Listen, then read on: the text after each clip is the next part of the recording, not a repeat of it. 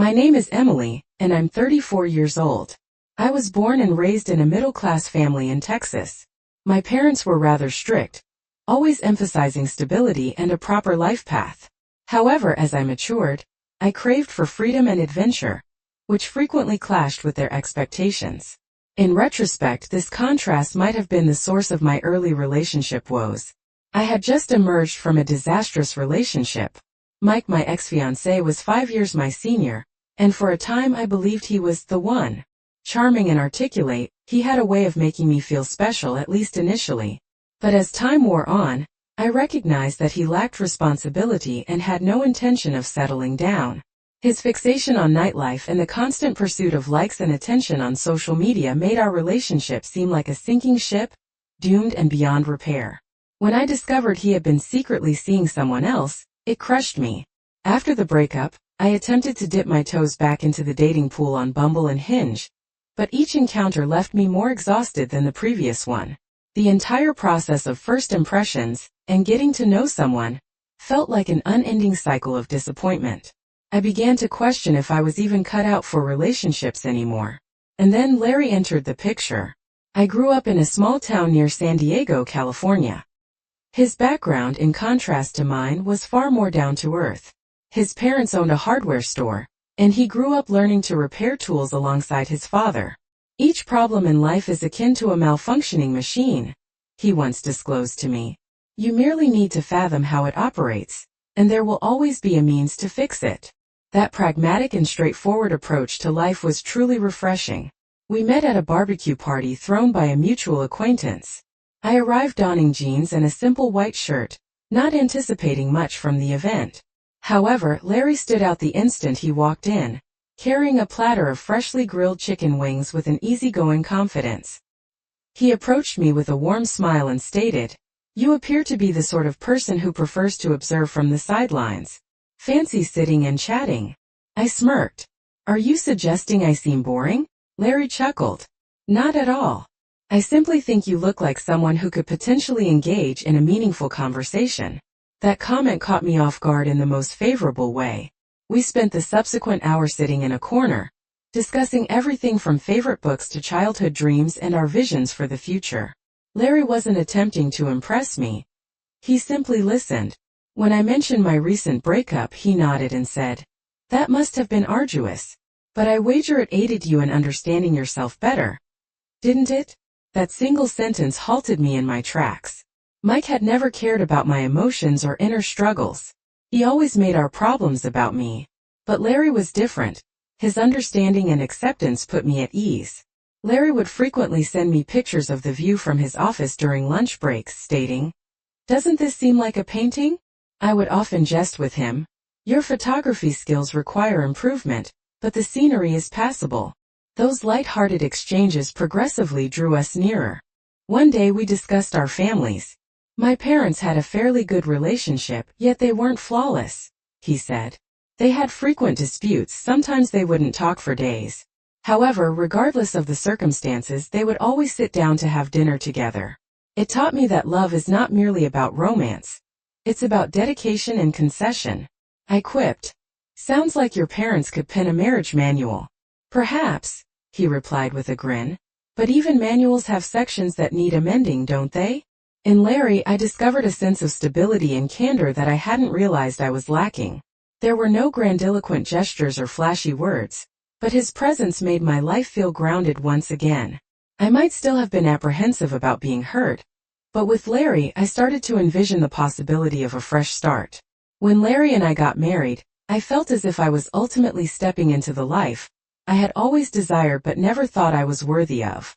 We had a small, intimate wedding, nothing excessive, just close friends and family at a serene vineyard in Napa Valley. I wore my mother's wedding veil, which she insisted on lending me as a symbol of good luck. Larry, in his typically understated manner, gazed at me as I walked down the aisle and whispered, "You're far too good for me, you know that?" Our first year together was delightful in its simplicity. Larry's stable job as a project manager in an engineering firm enabled us to establish a routine that felt comforting, even idyllic. We moved into a charming suburban home just outside Austin, complete with a white picket fence and a tiny garden that I ambitiously promised to keep alive. We would have dinner together every evening. Sometimes it would be takeout sushi, and at other times one of his expertly grilled steaks. After that, we would sit on the couch and debate what to watch. He had a preference for crime documentaries, while I always advocated for light-hearted romantic comedies. Emily, he would say, rolling his eyes. If I have to watch one more movie where a guy runs through the rain to profess his undying love, I'm going to lose my mind. And if I have to watch one more show about serial killers, I'm going to call a therapist, I would retort. This became an ongoing joke between us, one of those little idiosyncrasies that made married life feel distinctive. Our weekends were spent hosting backyard barbecues or visiting local farmers markets. Larry loved to grill, and I loved to tease him about how seriously he took it. You know, it's just chicken, right? I would say as I watched him inspect the thermometer for the 10th time. This is art, Emily. Respect the process. He would reply with feigned solemnity. It was of course not all flawless. I noticed minor fissures here and there, but at that time I didn't give them much thought. Larry wasn't the type to openly discuss his feelings. If something was bothering him, he would conceal it behind his composed demeanor.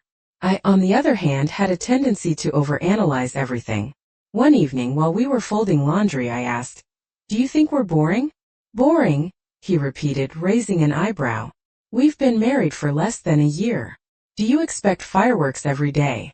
"No, it's not that," I said, hesitating.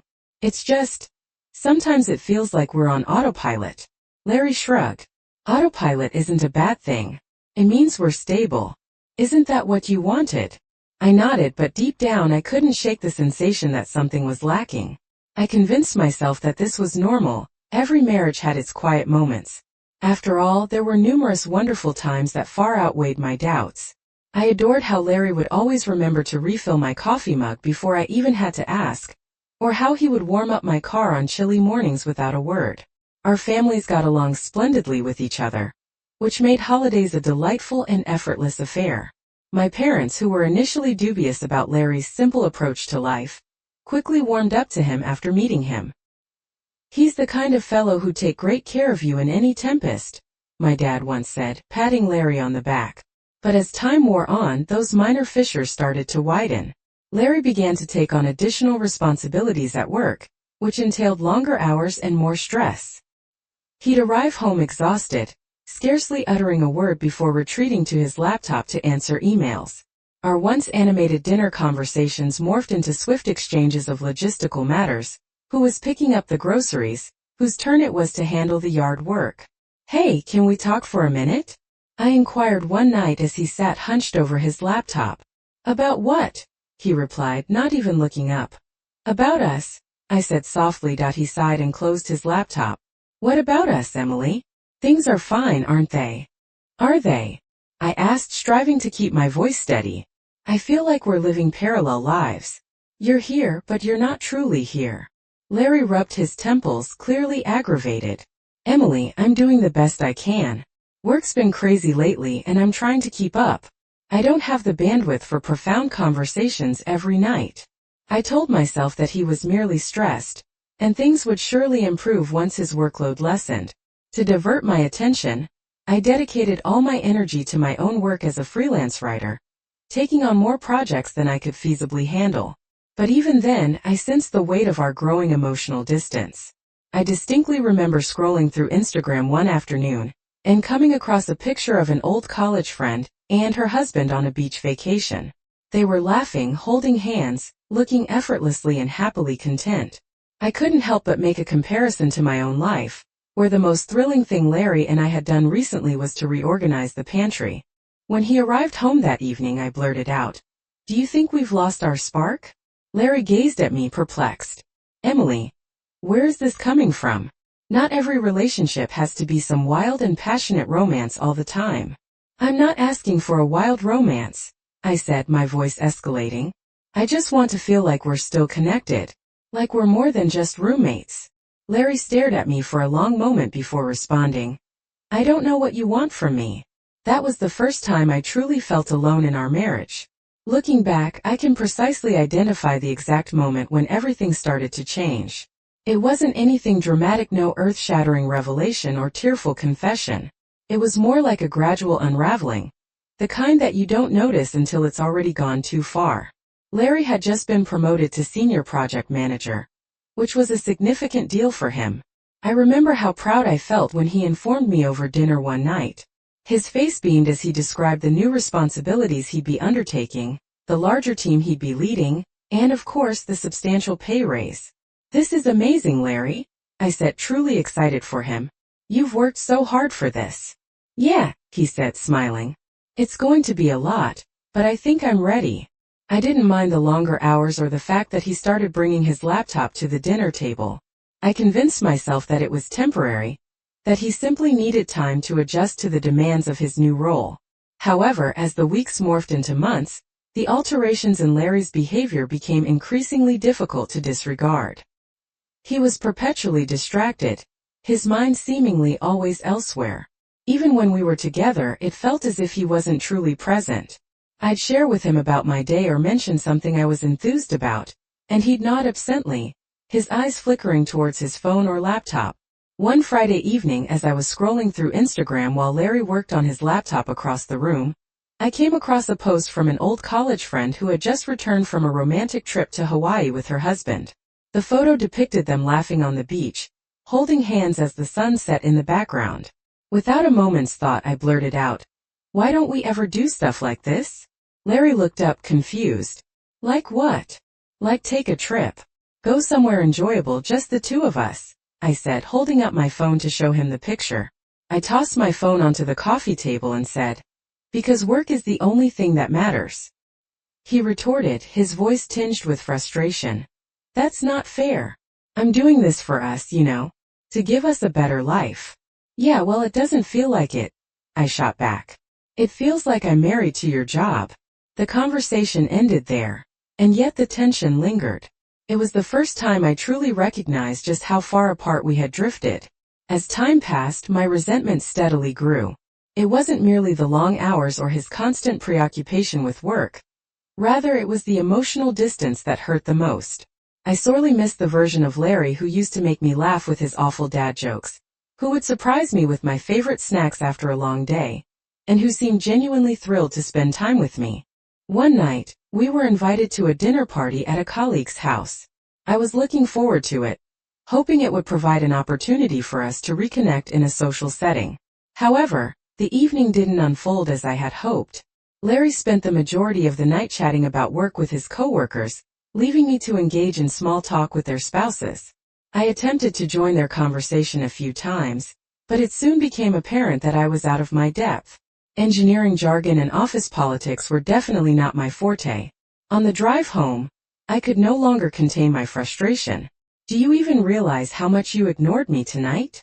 I asked, crossing my arms. Larry glanced at me, his brow furrowing. "What are you talking about? I didn't ignore you."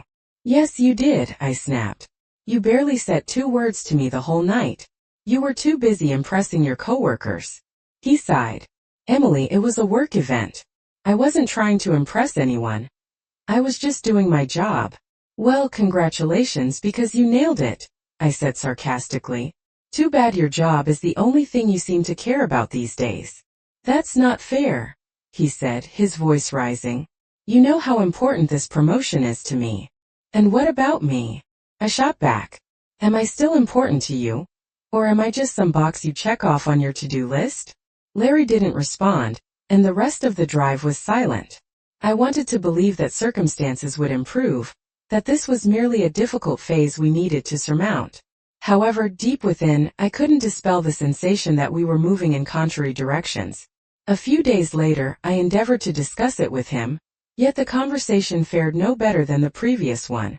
"Larry," I said, sitting across from him at the kitchen table, "I feel as if we're no longer on the same wavelength." "What do you mean?" he inquired, looking genuinely perplexed. "I mean, I don't feel a connection with you. It's as though we're residing in 2 disparate worlds."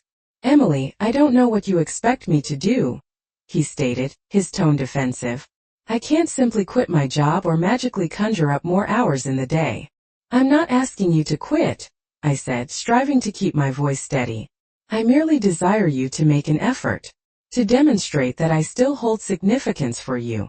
"You do matter," he said, but the words seemed empty. As he walked away, I recognized that the issue wasn't merely his job or his workload.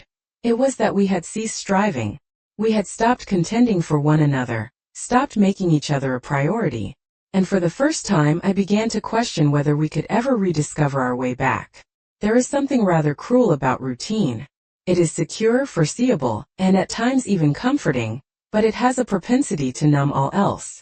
Larry and I had settled into such a routine that it became impossible to disregard the chasms in our marriage. He was sitting on the couch scrolling through his phone while I was in the kitchen, staring at the groceries I had just unpacked. "Do you want scrambled eggs or pancakes?" I called out, attempting to infuse some enthusiasm into my voice. "Whatever's easier," Larry muttered without even looking up. I clenched my jaw and turned back to the counter. It wasn't about the eggs or pancakes. It was the indifference, the way every interaction seemed like an obligation rather than a choice.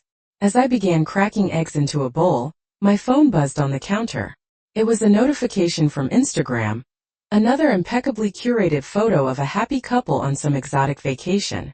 I put the phone down and tried to focus on whisking the eggs, but the comparison lingered in my mind. When I carried the plates to the living room, Larry was still engrossed in his phone. I placed his breakfast on the coffee table a bit more forcefully than I intended. "Thanks," he said absently, his eyes not leaving the screen. "Larry," I said sharply, "can you at least look at me when you say that?" He glanced up, startled. "What's your problem?" "My problem," I said, sitting down across from him, "is that this doesn't feel like a marriage anymore. It feels like cohabitation." "Here we go again," Larry muttered, setting his phone down. "Emily, you're overthinking this. Not every moment has to be some grand romantic gesture."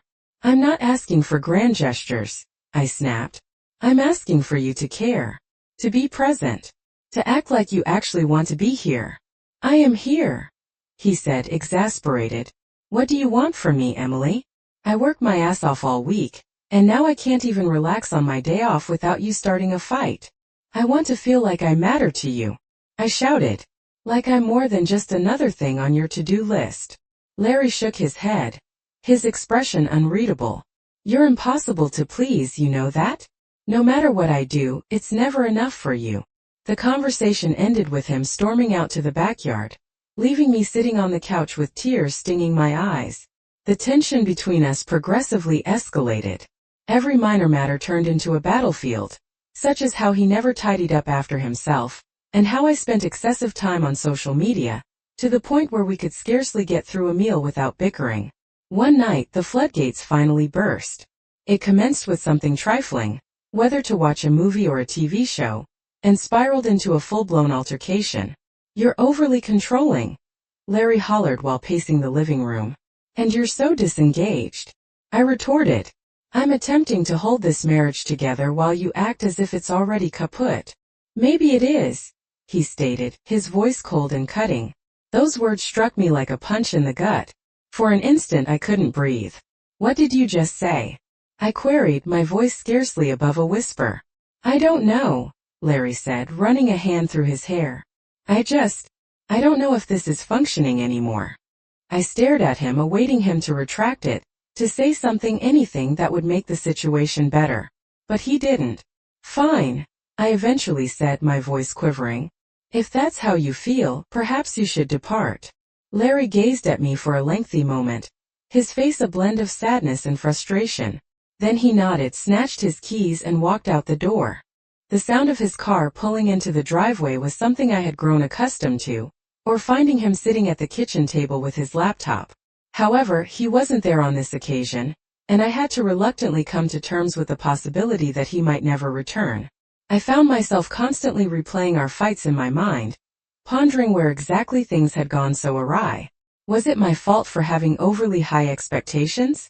Or was it his for giving so sparingly? One night, as I lay in bed scrolling through old photos on my phone, I came across one from our first anniversary. It was a selfie we had taken at the beach, both of us beaming and sporting sunburns. We appeared so blissful, so carefree. I struggled to reconcile that couple with the individuals we had become. I yearned to text him to inquire if we could salvage our relationship, but I was at a loss for words. So I set my phone aside and gazed up at the ceiling, wondering if we had indeed reached the point of no return. When Larry departed, it felt as though the world had shifted beneath me. I woke up each day to an empty house, a stark contrast to the once chaotic and bustling home we shared. The silence reverberated through the rooms, and every nook and cranny of the house seemed to serve as a reminder of what we had lost. I couldn't shake the thought of his leaving. Why now? Why couldn't we have mended things before it came to this? The first few days following his departure were a haze. I spent much of that time in a state of disbelief, fluctuating between rage and sorrow. It was like being trapped in a nightmarish scenario from which I couldn't awaken. I attempted to distract myself by watching TV, cleaning, or spending time with friends, but nothing could fill the void he had left behind. There were moments when I would pick up my phone to text him, but I always halted before hitting send. What exactly was I supposed to say? Was there any hope of fixing things? Or was I merely deluding myself? It was 3 weeks subsequent to his departure that I ultimately received a text from Larry.